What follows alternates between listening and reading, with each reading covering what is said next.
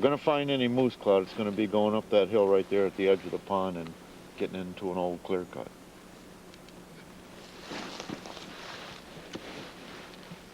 So let's go find it. No, you just gave away. Oh, look at this, where the sun gets in and close to the bank here, Claude. Let's try to stay over here and maybe you can show the dogs what that is. Can you push down on it? Yeah, it'll move. It's frozen today. But that's sphagnum moss. The things, the moss that in the summertime you pick up and squeeze, and you can squeeze water right out of it. It's just a nature sponge. It's good now that it's too cold. Yeah. Yeah, just like a big sponge. Yeah. And if you're fishing, you always line your pack basket with that and keep your fish kind of fresh in the winter time, in the summertime. And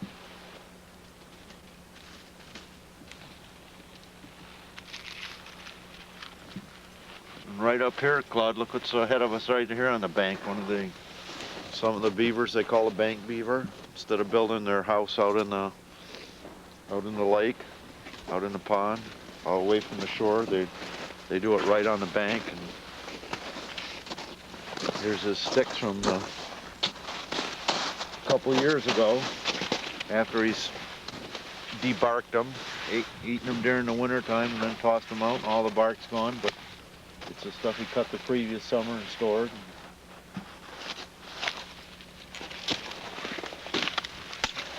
Over and under here. Yeah.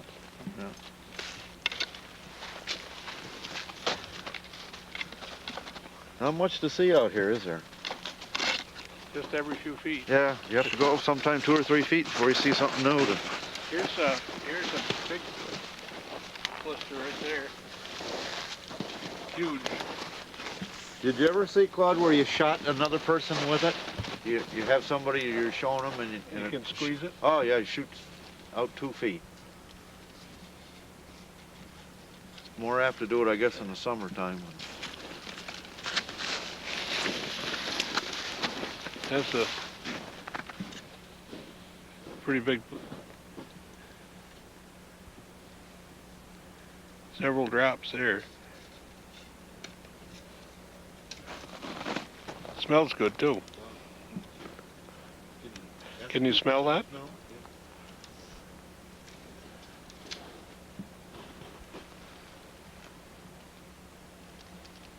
This is our potato chip bark, again, a red spruce with a lot of bleeding in it, a lot of wounding up above, a lot of dripping of sap.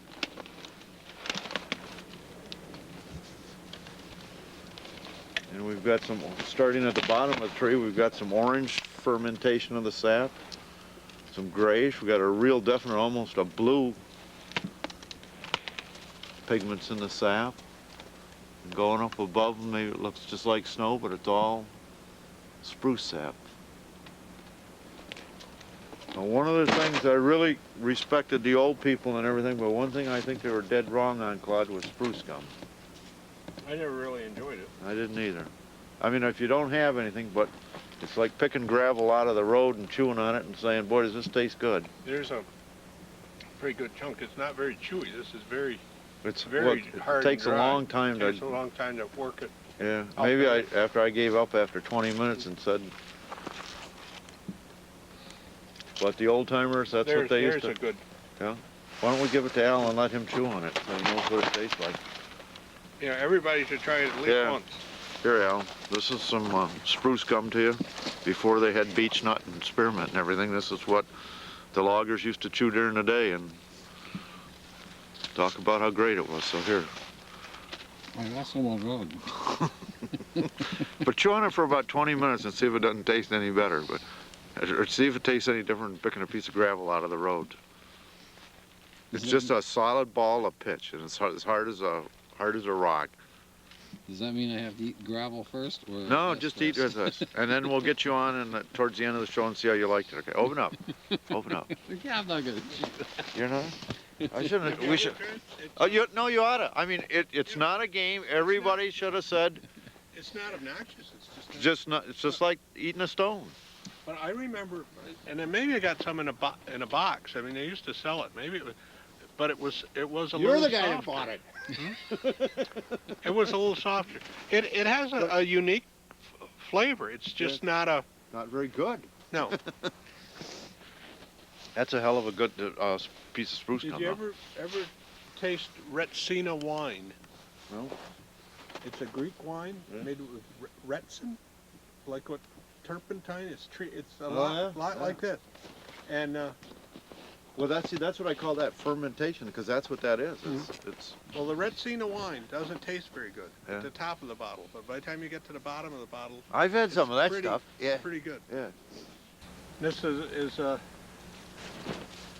how the early settlers always water was a mainstay for them, and all the paths and trails and transportation followed water, and animals find it just as important. This is kind of like a little meeting place right here for them, gathering place, and all the tracks come right here. We're one of the few spots of open water probably nearby.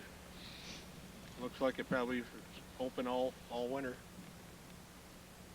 There's at least I guess 3 different kinds of tracks here. Probably some squirrels again. I don't know. There's I think our otter was rabbit and the otter also.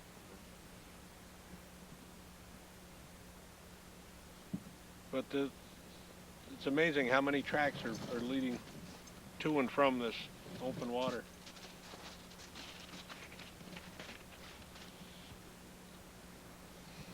There's a nice piece of lichen up there on the tree. See that circle Yep. on it?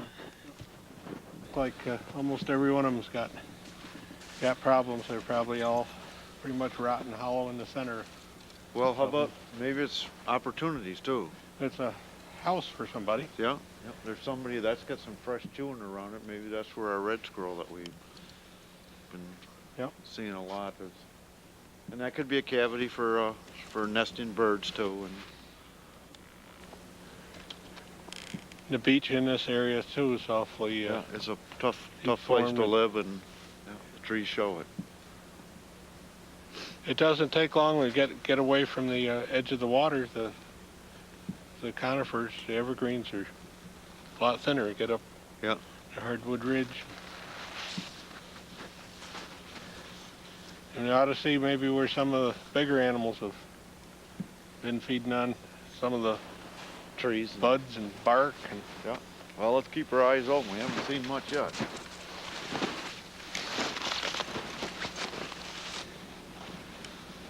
Okay, Claude, we're right on that edge of this, what is this, 7 or 8, 10-year-old clear cut? Right here, a patch that was, all the trees were removed at one time. And these are the areas that are good wildlife practices to do in the deep forest. And what we're gonna we're gonna try and find some signs of moose, and here's one from probably 4 or 5 years ago. You can still see parts of the torn bark right here,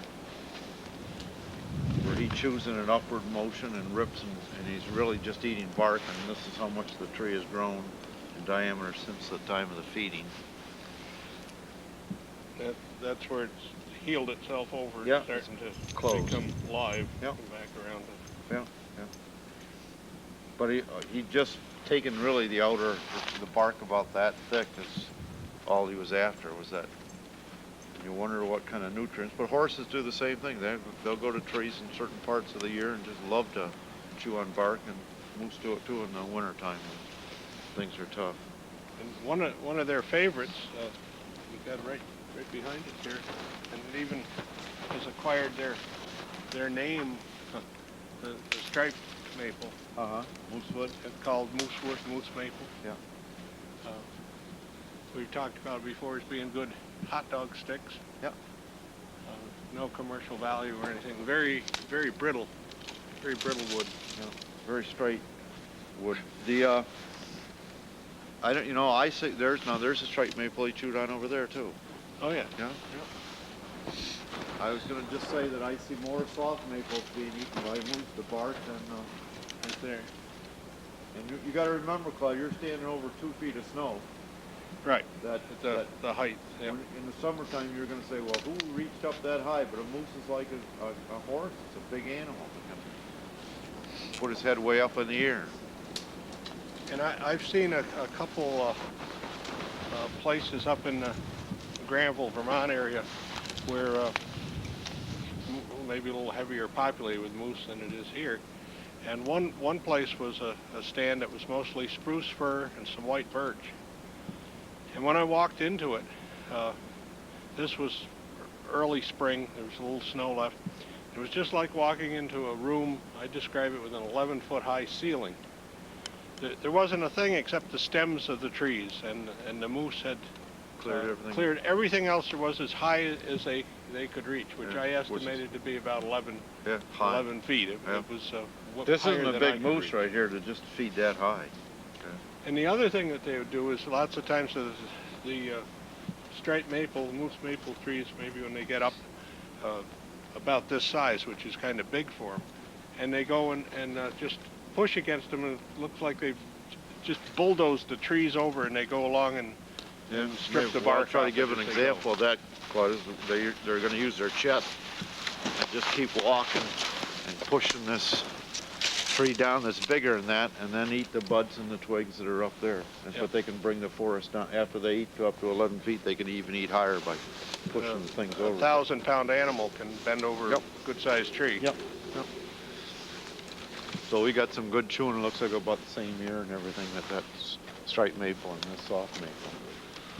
But all of these clear-cut areas, when they're coming back, they provide all these little buds and more tender branches and things down at a low elevation where the deer and moose, whatever, can feed on them. Yeah.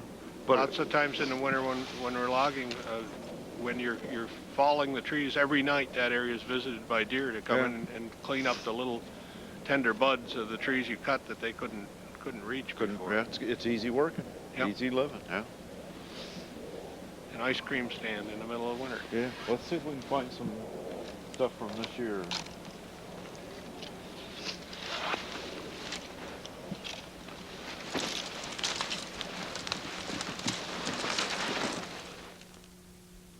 Here's quite a depression down in the snow here alongside that rock. This rock overhangs back toward me. It's an area where bear might den sometimes.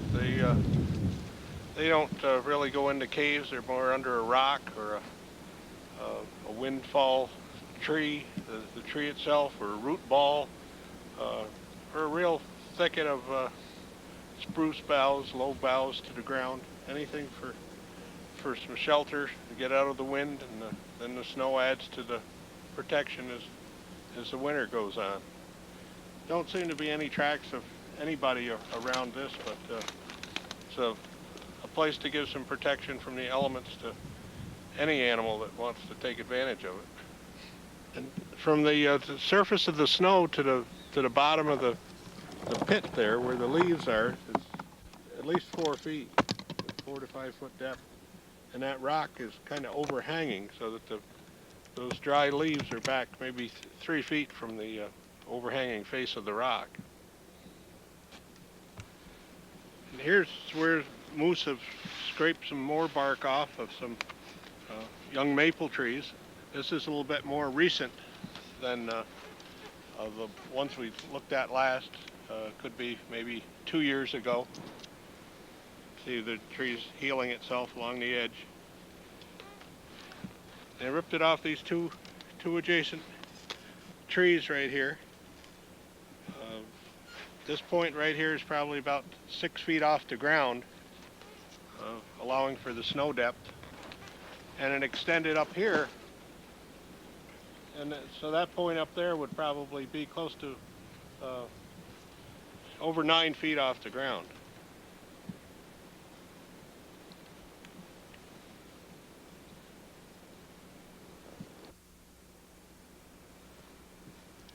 And this is a track of the white rabbit, which is really the varying hare. It's not a rabbit at all.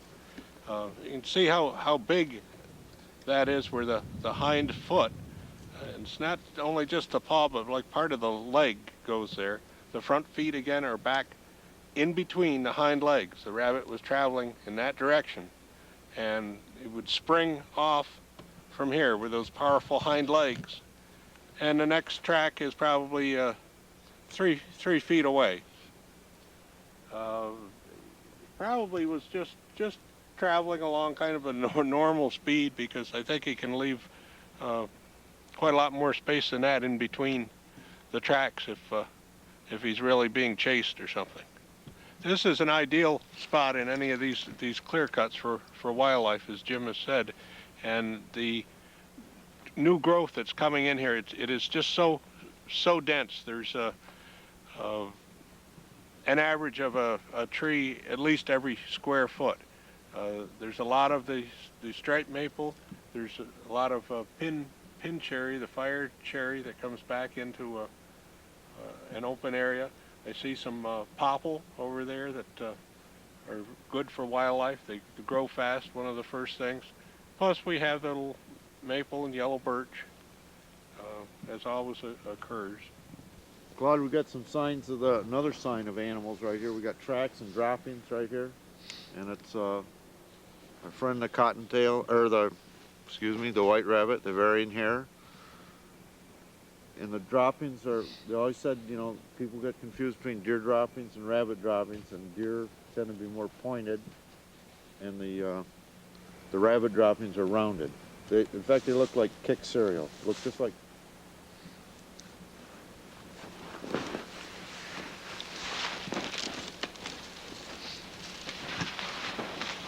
And what he was doing here is, you can see that this has been chewed off here, that's been clipped, this has been clipped, this has been clipped, and they're just like the deer with those sharp teeth that'll just clip anything right off. And all the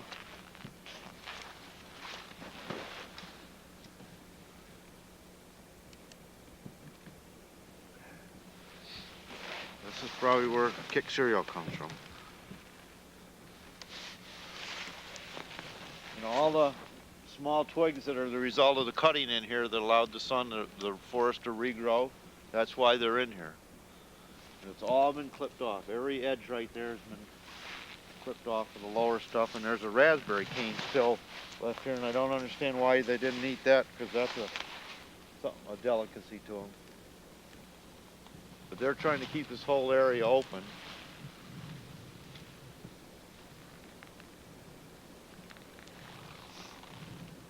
Okay. Here's some. Oh, here's a look like a buck rub, Claude.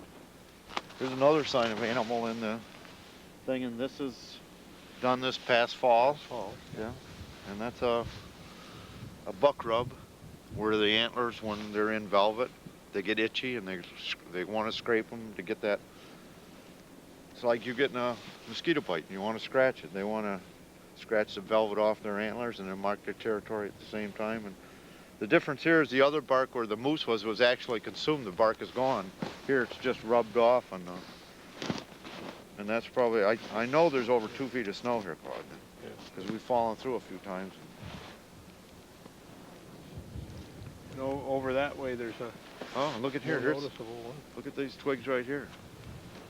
Yeah, That's not a deer. No, Not at that height. No, that's up 5 to 6 feet Yeah, off the ground. and it's heavy too. It's a thick twig that's been, and look it off right here, Claude, too. And that's our friend the moose. Most of the time, you know, that's what you look for animals. You don't see animals, you make a lot of noise coming, so you look for signs. Droppings, chewing, scrapings, things like that, and there's animals all over the place. It's just, they're shy and they're afraid of us, but they always leave signs. So. Let's go. There's another buck rub over here, I'm pretty sure. How deep this really is, I'm not at the bottom yet. There's some lower chewing on all this soft maple, and just by the size of that, the chewing, that's too big for a deer. Usually don't. There's an abundance. There's not a lot of deer up here. This is more moose country, suited to moose anyway. But way up here, it's been shooting right here too, heavy, chewing up high, and that's our moose.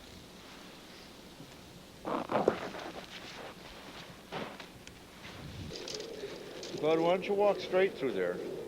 Yeah. I don't think I can get through. I think I can fit. There's too many trees in here, and besides, Claude, I heard you mention that there was low food available for animals. There's also the other thing important here is cover.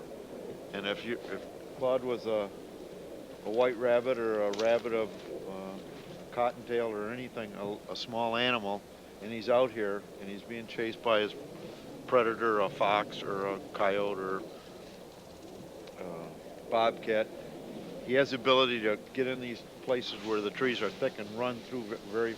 He's smaller than the predator, so he can get through here where the predator has to slow down and keep going around, and it's good escape cover for him. And the instinct with the rabbit lots of times too is they zigzag a lot. Yep, yep. Things too, so. And he'd be heading for the thick spot rather than avoid it too, because that's how you're going to get away. Is Just over in that direction is one of the few spruce trees out in this, what was it, clear cut.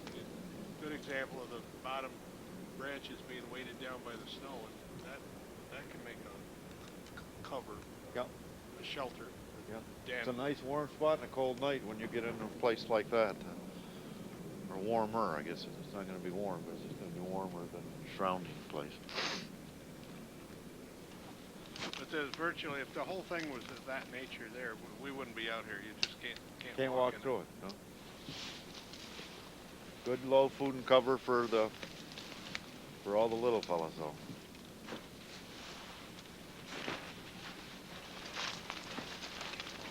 You know what we got a good view of, Claude? Is right back here. We'll stand right on the edge and show the edge of where the area was clear cut and where it wasn't, to show the different habitats it created with them. What are you doing down there, Jim? Well, I broke one of my rules, Claude. I broke two rules. First, you come out in deep snow without snowshoes on. And if you're dumb enough to be out there without snowshoes on, without a good hard crust, you stay away from conifers like that are, all they do is they hold the snow up and make it deeper and deeper than what you think it is, and then when you're walking over, there's air and snow there and you fall right down. Didn't settle and compact. No, and I guess there's good examples of it right there, and if you'll, I'll why walk don't you ahead demonstrate walking between those two and see if you don't fall right through too.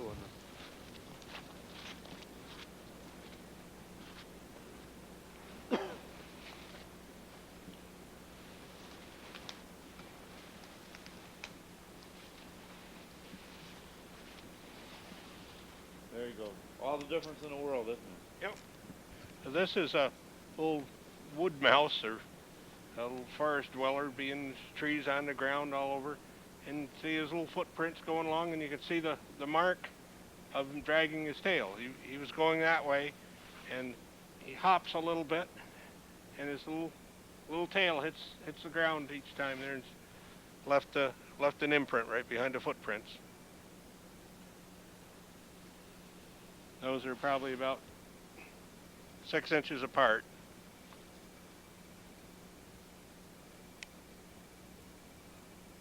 He's got paths all around here in the woods. And some places he's traveled them more than once rather than make a new one every time.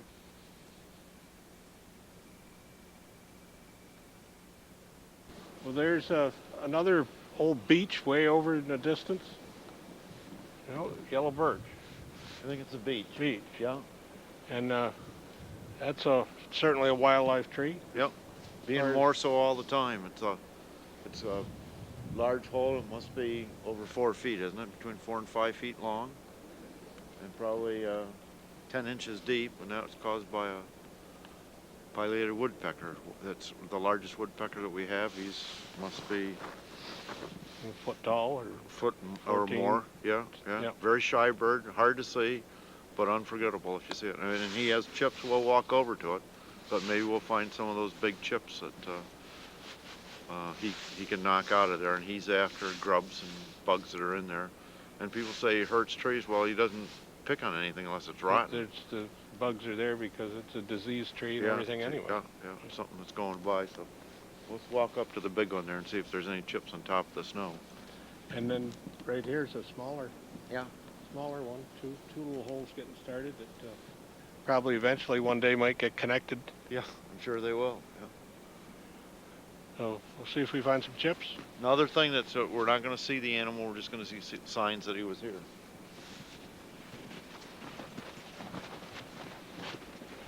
Well, he hasn't been here since the last snow, Claude, or this whole ground would be littered with the chips that he's dug out of there.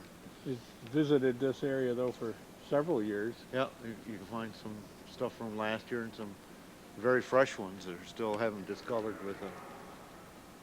I don't think I'd want to be standing here if it was, was a real windy day. No, because he's been around to the left-hand side of that tree too, and we don't even know what he's done on the back side of it. Maybe we're in danger right now.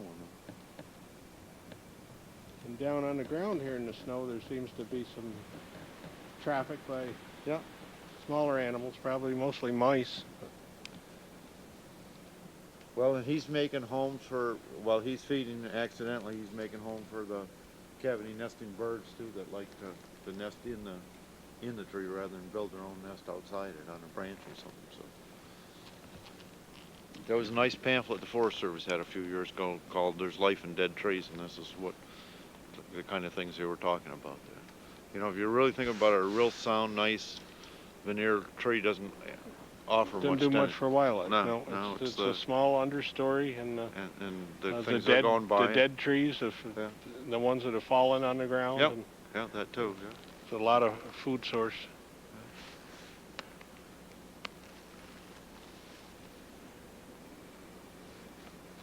Well, let's go on and find some more signs of animals. Well, we had a lot of fun, you know, and the people I don't think know how far we traveled, but I think we didn't go maybe a mile, maybe, huh? About a mile. Yeah. And what a great thing, it's free. So get out in the woods and walk around and see what you see. It's a great, we live in a great place and it's good to get out. Next month, hopefully, we're going to look at Miss Londonderry, if we don't get blown away here. Yeah. And also, Middlebury College has an ongoing program identifying amphibians, more of the lizards, snakes, turtles, and things. And we'll have Renee Rice from Sunderland as a guest sometime soon, and she's going to be looking for help from people that if they do find a turtle, an unusual salamander, or frogs, and different things, they'd like to know about it. And Travis Buttle, he's going to be back. He promised to be our new game warden, and we're going to go before winter's over, but when maybe the snow's a little bit lower to that steam engine up in Woodford. So. Okay, I guess we're done for this month, and we'll see you next month. Okay. Okay, Jim. Yep. Yeah.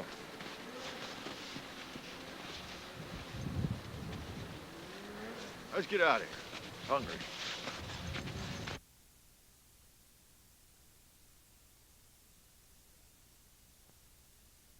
Well, Mother Myrick, here we are at the campground. Campground? What can this place offer that the other places didn't? Well, we're closer to where we're taking off in the morning, that's for sure. Taking off? Yeah, to go on vacation. Well, I know that, but I don't know what you mean about taking off. We're sailing out, right? On a ship. Well, yeah, we're going out on the ship, yeah. Yeah, that's it, that's where we're going. But this place is good, it's nice and secure. See, look how secure this place is. Read those signs there, see? Emergency telephone numbers and everything. It gives us the location and the local phone numbers for fire, medical, and paging, security, and safety. Oh, yeah, we're in a good place. Okay, Mother Myrick. It's got dark off at night here. It gets real dark. I don't have a flashlight, do you? No, I don't.